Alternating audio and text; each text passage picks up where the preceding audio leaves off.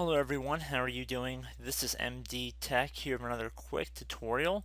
Today I'm going to be showing how to test the integrity of your RAM, otherwise known as random access memory. So I'm assuming most people know what RAM actually does. So if your RAM is working properly, it should be able to keep track of the random access patterns sent to and from it, hence its name random access memory. And there really should not be any errors associated when the RAM tries to go to different areas of your RAM. So when it's trying to connect to different sections of memory, you should not be getting any errors. And there also should really not be any conflicts between the different memory addresses you might have on your RAM sticks. So to begin, we're actually going to use a third-party application referred to as Memory Test 86 Plus.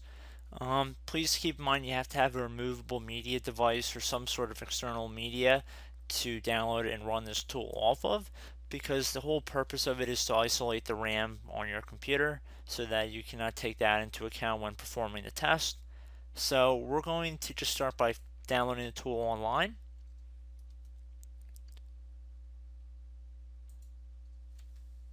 So once you head over to Google, what we're going to do is type in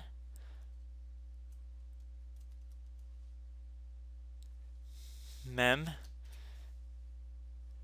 test 86, and it should say official site of the 86-bit memory testing tool, or times 86. So you want to left click on that.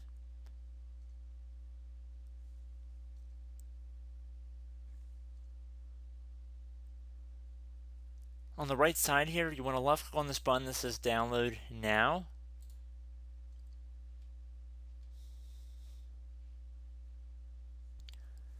So if you go to the third option or third section of this page at the time of this recording, it says we have free edition downloads here. So there's a couple different downloads for Windows and two different ones for Linux and Macintosh computers as well. The nice thing about memtest 86 is it actually lets you download an ISO file, which can be great if you want to burn it to a CD or DVD. Since I'm in a virtual machine here, I believe an ISO format would be a little bit simpler. So I'm going to select that. So the first option, but you can also do a USB device as well. It's not limited to just a CD-ROM.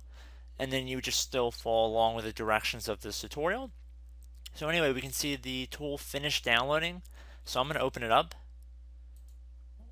Depending on what web browser you're using, it might say run or open. Just keep that in mind.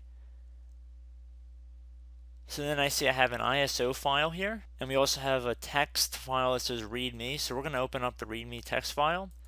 So we see there's a couple of instructions here. It says that you have a standalone memory testing software for 86-bit computers. And some of you guys might be wondering, since it has 86 in the name, is it 64-bit compatible? The answer is most certainly yes, because we are booting outside of the operating system. Whatever compatibility you might have, 64-bit or 32-bit, it becomes pretty much irrelevant for the purpose of this tutorial. So it should be compatible with pretty much any computer that has RAM that this tool will scan. So very nice to know that. So with that out of the way, we see you just need to have a computer and a CD drive. Creating a bootable CD, using the CD burning software available on your system to create a CD-ROM using the ISO image. So please keep in mind you actually have to use CD burning software. I'm not going to go through that part in this tutorial. It'll pretty much vary on what software you're using to burn the ISO file to a CD or DVD. And for the purpose of my tutorial, I can actually boot the virtual machine directly from this ISO file. So I'm not going to show that in this tutorial. So just keep that in mind. You're going to have to burn it to a DVD or CD on your own, because that's a different video altogether. But you can see that it supports dual booting on UEFI and BIOS platforms as well. And then you would just follow similar directions if we were going to download the other one for the USB sticks. So for example, if we go back to the website and we clicked on the bootable USB drive, it would give us more of an option to actually install it onto the USB flash drive. So now if I went under image usb.exe and double clicked on that, this one more or less follows along with specific instructions on how to install it, whereas the ISO file was more or less just burning the ISO file to a CD or DVD. And you see this is pretty straightforward. At that point you would just select which USB drive you wanted to select. You would write the image to the USB drive, select the first option, which would probably be the best, and then you would just left click on this right button right here. So like 1, 2, 3 easy steps to follow. But like I said, I'm going to do with this ISO file. So I'm going to restart the computer and boot to what would otherwise be known as a CD or DVD drive. So I'm just going to try to access my boot settings. And once I get to the boot options menu, I will be right back. Okay, so I have my virtual machine basically connected to the ISO file, which in most of your guys' case, so you would just put the CD or DVD into your computer. Or if you have a USB flash drive, I believe you'd just be restarting your computer as well at this point. So while the computer is restarting, we're going to try and enter our boot settings.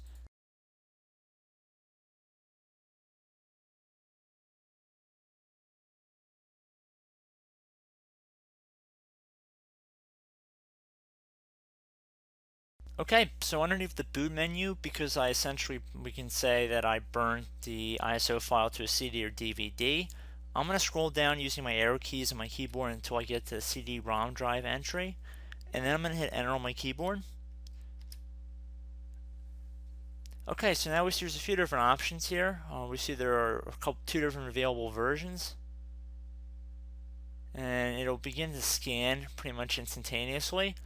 So just be patient, this will take a while to run.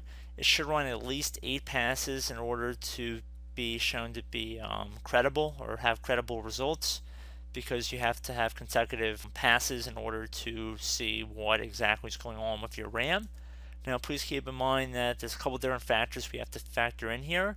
The one would be that you might have a couple different DIMM slots, meaning if you have 8 gigabytes of RAM on a desktop computer, you probably have 2 memory slots, and doesn't necessarily mean both slots are bad. So we're just going to let this tool run here for a little while. It will take some time to run, so just be patient.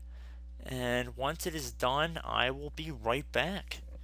Hello everyone, I'm back. So we can see that the first pass has finished scanning here. So we can see that pass 1 is finished and there were no errors associated down here. Instead of saying pass complete, no errors, underneath this section, underneath the time and everything, it'll just tell you different information regarding which test number different errors would be listed under. If you did receive errors after any of the 8 tests, it would show up under here. And it would tell you which pass it was detected at, which address, whether or not it was bad or not. And there's a couple different things you can take away from that. If we have 2 DIM slots, it should be pretty easy to distinguish which slot might be bad. If you only have 1 DIM slot, it's pretty easy to figure out that you have an issue. So if once you're done determining that, if you have any issues after any of the 8 passes, you can pretty much stop the test and then try and replace the RAM in the memory slot that is being shown as producing an error. So in the end, if you do replace one of the RAM sticks and you put a new one in its place and you're still getting an error, it's more than likely your motherboard is having issues. The only good news is if you have 2 DIM slots, you can technically get away without using the one and just use the other slot. But it's definitely not a great plan, especially considering how it's all tied to your motherboard and you're still relying on that with one of the slots obviously appearing to be faulty. So I would just keep that in mind as well, and it's probably time to maybe get a new motherboard. But if you do receive an error alert and you can stop the test and you replace the RAM and everything's good to go, it was more than likely caused by the RAM stick. So I hope this tutorial pretty much helped you guys out. I would continue this video for a little bit longer, however, I really have to head out. So I'm going to kind of conclude the video here. But pretty much, hopefully it'll just say pass complete, no errors found once you get up to the 8th pass or beyond. You can run more passes if you want to. It kind of becomes a little bit redundant after maybe 20 or so. You can run it overnight if you wanted to. This was just a brief example of how to get it started. And hopefully in your guys' case, you will not have a RAM issue or even worse, a motherboard issue. So just keep that in mind. Again, this is MD Tech, and I hope you guys enjoyed this tutorial, and I will catch you in the next video. Goodbye.